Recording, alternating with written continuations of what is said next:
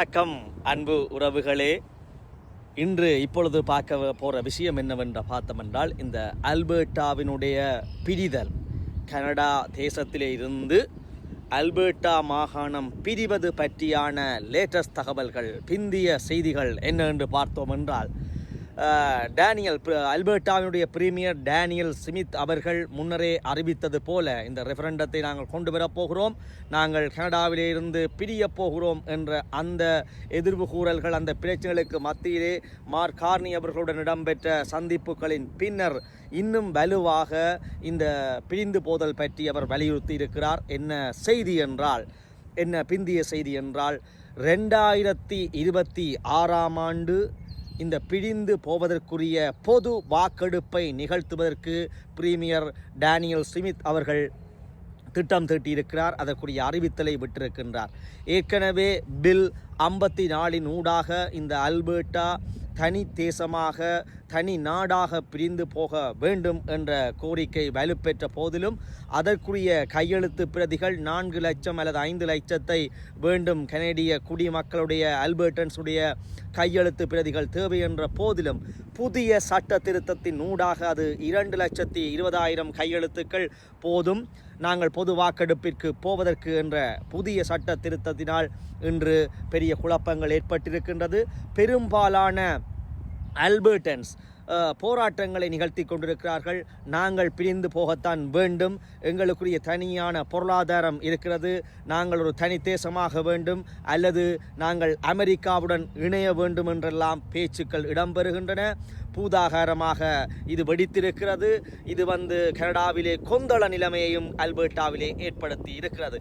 இந்த நிலைமையில்தான் அண்மைய நாட்களிலே, அதாவது மே 6ஆம் தேதி வாஷிங்டன் டிசியிலே மார்க் கார்னி அவர்கள் டொனால்ட் ட்ரம்ப் அவர்களை சந்தித்த போது கூட டொனால்ட் ட்ரம்ப் அவர்கள் கேட்டிருந்தார், எங்களுடைய 51வது மாநிலமாக வருவது பற்றி என்ன என்ற போது காட்டமாக அல்லது நட்பு ரீதியாக அதுவும் ஆணித்தரமாக கூறியிருந்தார் மார்க் கார்னி அவர்கள், கனடா நாட் ஃபார் சேல் என்று ஆணித்தரமாக கூறியிருந்தார். இந்த நிலைமையிலே திருப்பவும் பிரீமியர் ஸ்மித் அவர்கள், இப்பொழுது டேனியல் ஸ்மித் அவர்கள் 2026ஆம் ஆண்டு பொது வாக்கெடுப்புக்கு, அதாவது சர்வஜன வாக்கெடுப்புக்கு செல்ல இருக்கிறார்கள். அல்பர்டா பிரிந்து போக வேண்டுமா என்று அல்பர்டன்ஸ் மத்தியிலே. If there is a successful citizen-led referendum petition that is able to gather the requisite number of signatures requesting such a question to be put on a referendum, our government will respect the democratic process and include that question on the 2026 provincial referendum ballot as well.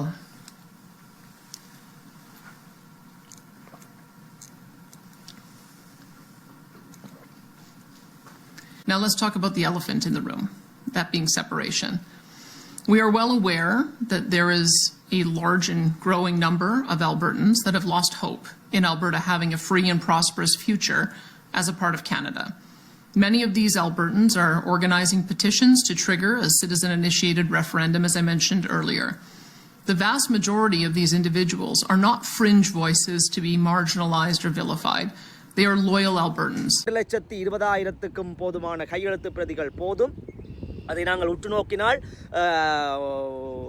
அதாவது வாக்களிக்கக்கூடிய அல்பர்டன்ஸிலே 10% இந்த கையெழுத்து பிரதி போதும் இந்த பொது வாக்கெடுப்புக்கு செல்வதற்கு. ஆகவே அவருடைய அறிவித்தலின் பிரகாரம் 2026ஆம் ஆண்டு சர்வஜன வாக்கெடுப்பு இந்த அறிவித்தல் விட்டதிலே இருந்து 90 தொடக்கம் 120 நாட்களில் இந்த கையெழுத்து பிரதிகள் இதுக்குரிய ஆயத்தங்களை நிறைவுபடுத்த வேண்டும்.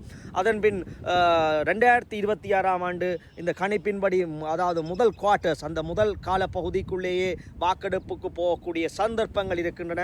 பார்ப்போம் கனடாவினுடைய எதிர்காலம் என்ன. துண்டு துண்டாக உடையப் போகிறதா, தூள் தூளாக சிதறப்போகிறதா, அல்லது இதை மார்க் கார்னி அவர்கள் இணைத்து வைத்திருப்பாரா என்று பார்ப்போம். அல்லது டொனால்ட் ட்ரம்ப், இது அமெரிக்காவினுடைய அந்த அறிவித்தல் என்பது முன்னரே நிச்சயிக்கப்பட்டதா? இந்த ராஜதந்திர நகர்வுகள் எல்லாம் இவர் முதலே டொனால்ட் ட்ரம்ப் அறிவித்திருந்தார், 51வது மாகாணமாக மாற்றுவோம், கொண்டு வருவோம் என்று.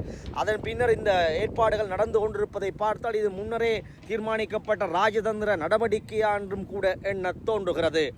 இது ஒரு சர்வதேச பார்வையை ஏற்படுத்தி இருக்கிறது. அல்பர்டா இப்படி ஏற்படுத்தப்பட்ட பிரேரணையின் பின்னர் சுதேசியவாதிகள், அதாவது அல்பர்டாவிலே இந்த வெள்ளையர்கள் இருப்பதற்கு முன்னர் இருக்கின்ற இந்தோ குடியினர் வந்து பார்த்தோம் என்றால் அவர்கள் தங்களுடைய குடல்களை உயர்த்தி கொண்டிருக்கிறார்கள். இல்லை இல்லை, இது வந்து எங்களுடைய தேசம், இது எங்களுடைய சுதேசிய தேசம் என்று இந்த பில்களை எல்லாம் தூக்கி எறிந்து பேசுவதை பார்க்கக்கூடியதாக இருக்கிறது. இதோ பாருங்கள்.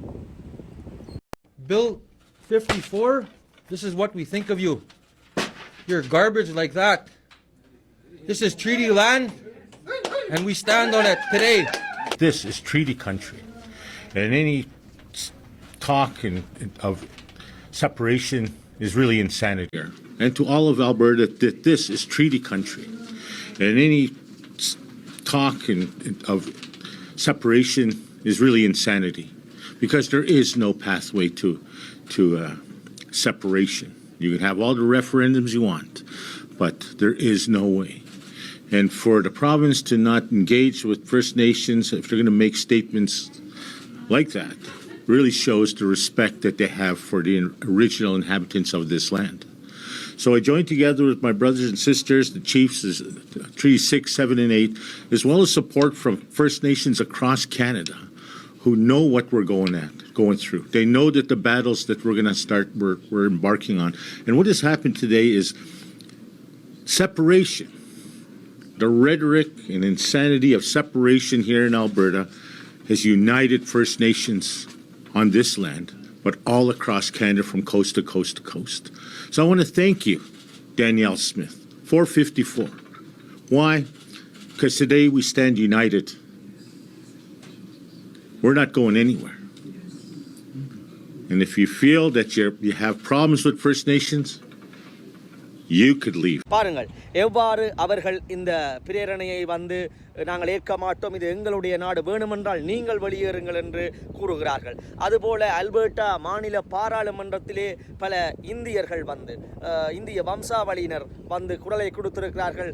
இது இந்திய லேண்ட், இது இண்டோ லேண்ட், இதை நாங்கள் அப்படி விட்டுவிட முடியாது என்றெல்லாம் காரசாரமான விவாதங்கள் அல்பர்டா பாராளுமன்றத்திலே இடம்பெற்றிருக்கிறது.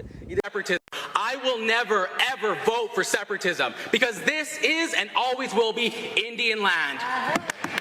Is stronger inside Canada than outside of Canada.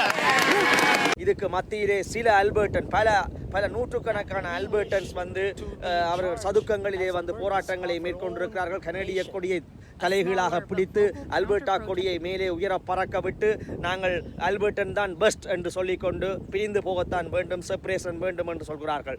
இந்த நிலைமைகள் தீவிரமாக போய்கொண்டிருக்கின்றன. அல்பர்டா பிரிந்து போகும் தானா, அதற்கு மக்கள் வாக்களித்து இது தனித்தேசமாக போகுமா அல்லது அமெரிக்காவுடன் இணைந்து கொள்ளுமா என்பதெல்லாம் நாங்கள் பார்க்க வேண்டி இருக்கிறது. இதன் மத்தியிலே இன்னும் ஒரு விடயத்தை நாங்கள் பார்க்க வேண்டும். சுதேசிகள் இந்த பிரேரணைக்கு எதிர்ப்பான நிலைமையை காண்பிக்கிறார்கள். இதனுடைய வரலாற்று பின்னணியை பார்த்தால் இங்கே இந்த அல்பர்டா போர்டரோட இதுக்குள்ளே இருக்கிறவர்கள் வந்து அமெரிக்க சுதேசிகளாக அமெரிக்காவிலிருந்து முதலிட்டவர்கள், அவர்களுடைய வம்சாவளியினரெல்லாம் இங்கே அதிகமாக வாழ்கிறார்கள்.